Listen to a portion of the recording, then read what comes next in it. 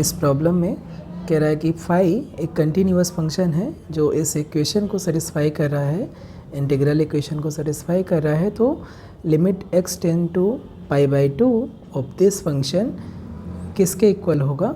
ये MCQ type का question है जो 2 मार्क्स का है और मॉडरेट लेवल का है, मीडियम लेवल का क्वेश्चन है। इजी तो बिल्कुल नहीं कह सकते हैं, लेकिन ये पर्सन टू पर्सन डिपेंड करता है। कोई क्वेश्चन किसी एक पर्टिकुलर पर्सन के लिए बहुत ही इजी हो सकता है, लेकिन इस प्रॉब्लम को हम इजी टू मॉडरेट लेवल कह सकते हैं।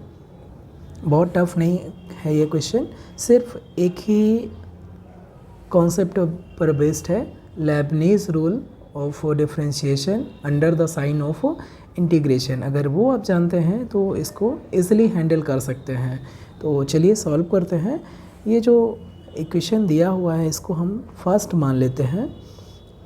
अब अगर हम देखें तो हमें फाई जो फंक्शन है उसकी वैल्यू कहीं पर नहीं दिया है, लेकिन हम इजीली फाई ज़ीरो की वैल्यू निकाल सकते हैं। देखिए दोनों तरफ अगर हम x की जगह ज़ीरो सब्स्टिट्यूट करें तो ये जो इंटीग्रल है ये 0 to 0 phi t d t और प्लस साइन जीरो में कन्वर्ट हो जाएगा, क्योंकि ये होल्ड कर रहा है for all x in this interval. तो जीरो भी इसी इंटरवल का पार्ट है, इसलिए हम जीरो सब्स्टिट्यूट कर सकते हैं। और ये इंटीग्रल लोअर लिमिट और अपर लिमिट दोनों सेम है, इसलिए इसकी वैल्यू ज़ीरो हो जाएगी और साइन जीरो की वैल्यू भी ज़ीरो होती है। तो जो फाई की वैल्यू है एट ज़ीरो ये कितना हो जाएगा, जीरो हो जाएगा। तो इनिशियली हम एटलीस्ट ये तो निकाल ही सकते हैं कि जो फाई ज़ीरो है उसकी वैल्यू ज़ीरो होगी और कुछ भी नहीं हो सकती है।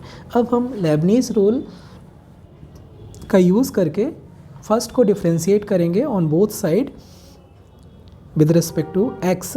तो हमें मिलेगा phi dash x equal to integral के अंदर कोई भी टर्म नहीं है जो x पे डिपेंड कर रहा है, इसलिए ये टर्म ज़ीरो हो जाएगा।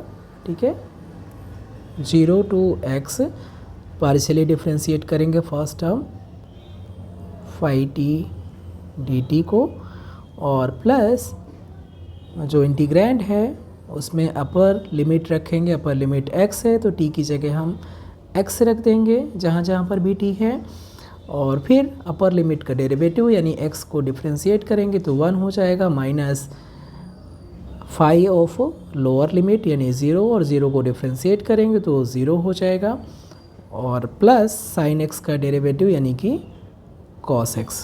तो ये जो 3 टर्म्स आ रहे हैं ये लेबनीज़ रूल की हेल्प से आ रहे हैं, Leibniz rule for differentiation under the sign of integration, उसकी हेल्प से हमें मिल रहे हैं। और ये किसके इक्वल हो जाएगा, ये चूँकि यहाँ पर कोई भी टर्म x का नहीं है, t पे डिपेंड कर रहा है, इसलिए फर्स्ट टर्म 0 हो जाएगा, और प्लस फाई x और प्लस 0 प्लस कॉस x।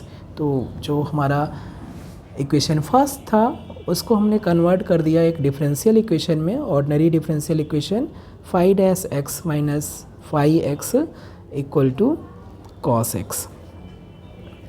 इसका ऑक्सिलरी इक्वेशन क्या हो जाएगा, m-1 इक्वल टू 0 हो जाएगा, इसलिए कॉम्प्लीमेंट्री फंक्शन कितना हो जाएगा, कॉम्प्लीमेंट्री फंक्शन हो जाएगा c1 e to the power x। और इसका पर्टिकुलर इंटीग्रल कितना हो जाएगा, पर्टिकुलर इंटीग्रल हो जाएगा 1 upon d minus 1 of cos x। अब cos x को हैंडल करना है, इसलिए हम क्या करेंगे, d प्लस 1 से ऊपर नीचे मल्टीप्लाई कर देंगे, तो नीचे हो जाएगा d square minus 1 of cos x। अब हम पहले d प्लस 1 को बाहर कर लेंगे और 1 अपॉन डी स्क्वायर माइनस 1 को ऑपरेट करेंगे, तो ये कितना हो जाएगा, हम इसे लिख सकते हैं cos x upon minus 1 square minus 1, और ये कितना हो जाएगा d plus 1 upon minus 2 of cos x। Simplify करेंगे तो -1/2 आपका बाहर है, और cos x और d ऑफ cos x यानी कि डेरिवेटिव ऑफ कॉस एक्स यानी कि माइनस साइन एक्स हो जाएगा। इसलिए जो फंक्शन है फाई एक्स कितना हो जाएगा, फाई एक्स इक्वल टू हो जाएगा C1 e to the power x minus 1/2 cos x minus sine x.